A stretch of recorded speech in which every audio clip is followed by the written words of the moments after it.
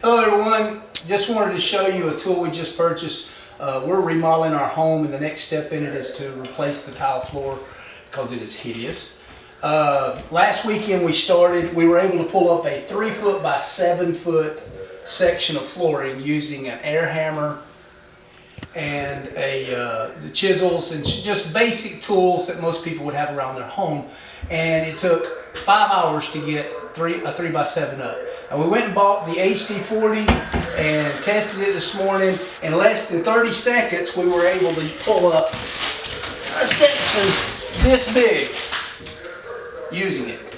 Now, I want to demonstrate how easy it is to use and how well it works. I'm going to have my 14-year-old son pull up the next session and show you just how simple this tool is to use and how well it works. Go ahead.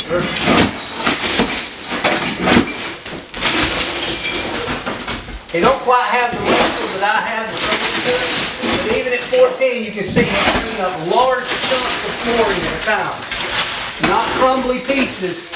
So we should have this job done, this kitchen completely stripped within the next 3 hours.